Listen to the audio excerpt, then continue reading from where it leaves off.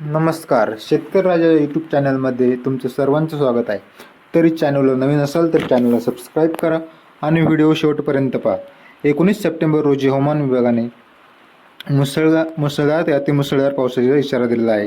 काही भागात अतिवृष्टी व ढगफुटी सदृश्य पाऊस होण्याची शक्यता आहे.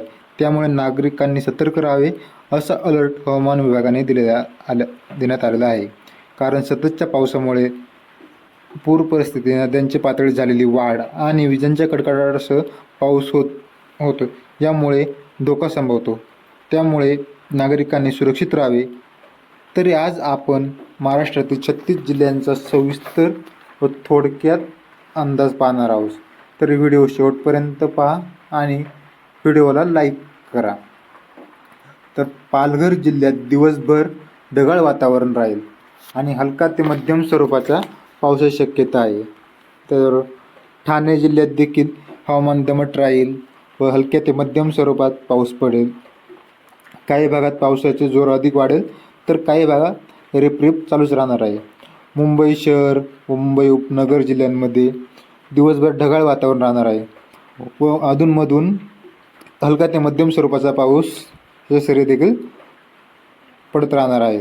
किनारपट्टीच्या भागात अचानक पावसाचा जोर वाढेल व काही भागात मध्यम स्वरूपाचा पाऊस देखील पडणार आहे. रायगड जिल्ह्यात मध्यभागी मुसळधार ते ढगफुटी सदृश्य पावसाची शक्यता आहे. रत्नागिरी जिल्ह्यात देखील सकाळी हलक्या ते मध्यम स्वरूपाच्या सरी कोसळतील. संध्याकाळी मात्र पावसाचा जोर वाढणार आहे. सिंधुदुर्ग जिल्ह्यात देखील दिवसभर हलक्या ते मध्यम स्वरूपाचा पाऊस पडत राहील व दुपारनंतर वादळी वाऱ्यासह पावसाची शक्यता जास्त आहे. जोरदार पावसाची शक्यता आहे. नंदुरबार, धुळे, जळगाव मध्ये देखील दिवसभर ढगाळ वातावरण असणार आहे. त्याचबरोबर दुपारनंतर पावसाचा जोर देखील वाढण्याची शक्यता आहे. नाशिक जिल्ह्यात सकाळी हलक्या ते मध्यम स्वरूपात व दुपारनंतर वादळी वाऱ्यासह पाऊस पडण्याची शक्यता आहे. नाशिक जिल्ह्यामध्ये संध्याकाळच्या वेळी देखील जोरदार पावसाची शक्यता आहे. तर अहिल्यानगर जिल्ह्यात दिवसभर हलक्या ते मध्यम स्वरूपाचा पाऊस पडण्याची शक्यता आहे व रात्रीच्या वेळी पावसाचा जोर अधिक वाढण्याची शक्यता आहे. तर पुणे जिल्ह्यात देखील दुपारनंतर हलक्या ते मध्यम स्वरूपाची पावसाची शक्यता आहे व हा पाऊस रात्रीच्या वेळी विजांच्या कडकडाटासह पडण्याची शक्यता आहे. पुणे जिल्ह्यात पावसाचा जोर अधिक असणार आहे. त्याचबरोबर सातारा, सोलापूर, सांगली, कोल्हापूरमध्ये देखील दिवसभर पावसाचा जोर अधिक राहणार आहे. सोलापूरमध्ये देखील ढगफुटी सदृश्य पावसाची शक्यता आहे.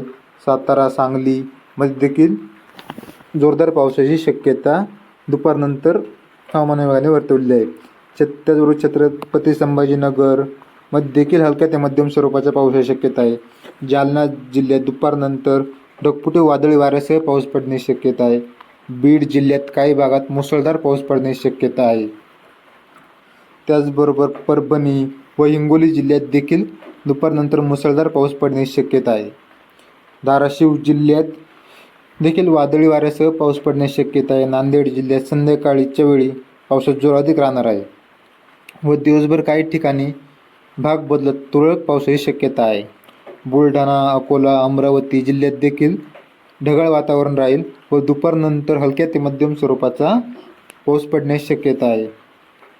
वाशिम व यवतमाळ जिल्ह्यामध्ये देखील दुपारनंतर व रात्रीच्या वेळी वादळी वाऱ्यासह पाऊस पडण्याची शक्यता आहे.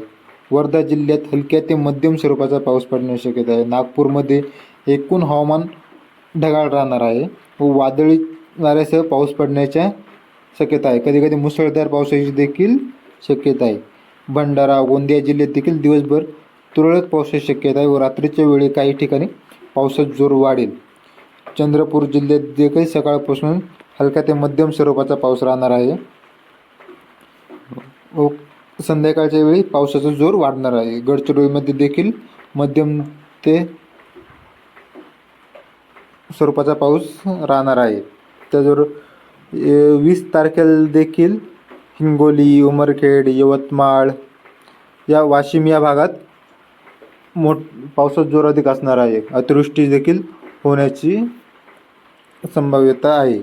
नांदेड, त्याचबरोबर कोकण किनारपट्टी छत्रपती संभाजीनगर, अहिल्यानगर या भागात 20 तारखेला देखील पावसाचा जोर अधिक असणार आहे.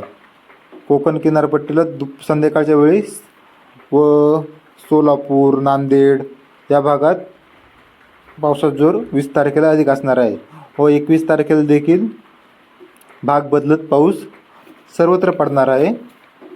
याची शेतकऱ्यांनी नोंद घ्यावी. 21 तारखेला नाशिक, नांदेड, अकोला,